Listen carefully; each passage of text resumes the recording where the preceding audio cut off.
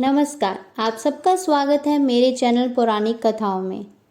आशा करती हूँ कि आप सब कुशल मंगल होंगे। मैं आपके सामने एक रोचक तथ्य लेकर प्रस्तुत हुई हूँ, जिसका शीर्षक है हनुमान जी का पुत्र मकरध्वज। क्या आप लोग जानते हैं कि हनुमान जी का पुत्र मकरध्वज भी था? जैसा कि हम सब जानते हैं कि हनुमान जी ब्रह्मचारी थे और उनके बारे में बहुत सारी कथाएं प्रचलित हैं, लेकिन शायद ही कुछ लोग ये जानते होंगे कि उनका एक पुत्र भी था जिसका नाम था मकरध्वज। चलिए आज हम इसके बारे में जानते हैं कि आखिरकार हनुमान जी का पुत्र मकरध्वज कैसे उत्पन्न हुआ। एक समय की बात है जब रावण श्री राम और लक्ष्मण जी के साथ युद्ध कर रहा था। उस युद्ध में रावण जब हारने लगा तो उस स्थिति से उभरने के लिए रावण ने अपने मायावी रूप अहिरावण का साथ लिया। उस अहिरावण ने मायावी जाल धारण करके हनुमान जी का रूप धारण किया।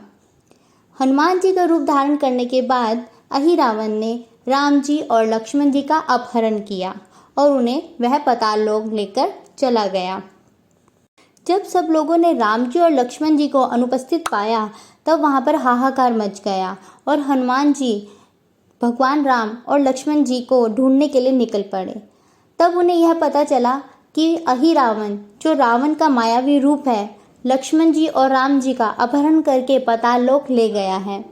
जब हनुमान जी उन्हें ढूंढते ढूंढते पाताल लोक पहुँचे तब वहाँ पर उन्होंने देखा पाताल लोक के 7 द्वार हैं और 7 द्वारों पर एक एक पहरेदार नियुक्त है। हनुमान जी ने सब पहरेदारों से युद्ध किया और हर किसी को परास्त कर दिया, लेकिन अंतिम द्वार पर उन्हीं के समान एक बलशाली वानर पहरा दे रहा था, जो कि दिखने में बिल्कुल हनुमान जी के जैसा दिखता था। उसे देखकर हनुमान जी बहुत आश्चर्यचकित हुए। उन्होंने उस वानर से पूछा, हे वानर, तुम कौन हो? तुम कहाँ से आए हो? उसने बताया कि मेरा नाम मकरध्वज है और मेरे पिता का नाम हनुमान है। यह सुनकर हनुमान जी को बहुत गुस्सा आ गया। हनुमान जी ने कहा कि यह संभव ही नहीं है, क्योंकि मैं तो हमेशा से ब्रह्मचारी रहा हूँ, तो तुम मेरे पुत्र कैसे हो सकते हो? तब मकरध्वज ने बताया कि जब आप लंका जलाकर समुद्र में आए थे, अब आग बुझाने को कूदे थे, तब आपके शरीर का तापमान इतना ज़्यादा था कि आपके शरीर से एक पसीने की बूंद टपक कर समुद्र में गिर गई और उस पसीने की बूंद को एक मकर ने धारण कर लिया, जिसकी वजह से वह गर्भावस्था को प्राप्त हुई और उसी से ही मकरध्वज का जन्म हुआ। यह जो मकर यानी कि मछली जिसने हनुमान जी का पसीना धारण किया था, पसीने की बूंद धारण की थी, वह श्रापित थी। एक श्राप के कारण ही वह मकर बनी थी। उसी मकर को अहिरावण के मछुआरों ने पकड़ लिया और उसे मार दिया।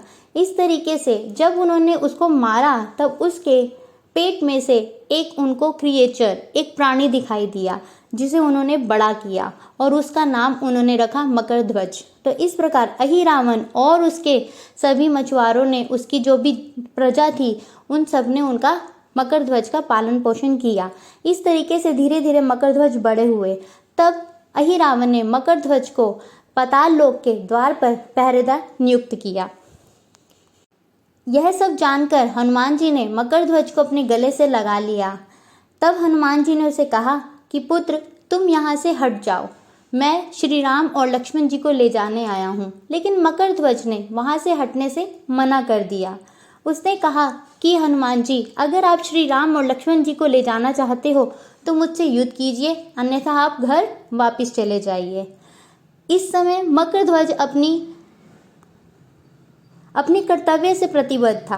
वह अपने कर्तव्य के प्रति निष्ठा दिखा रहा था, जिससे हनुमान जी बहुत खुश हुए। लेकिन हनुमान जी राम जी के परम भक्त हैं और उन्होंने श्री राम और लक्ष्मण जी को बचाने का संकल्प लिया था। श्री राम और लक्ष्मण जी को बचाने के लिए उन्हें अपने पुत्र मकरध्वज को वहाँ से हटाना ही था। मकरध्वज और हनुमान जी के बीच में युद्ध हुआ और हनुमान जी ने मकरध्वज को अपनी पूंछ में बांधकर दरवाजे से हटा दिया।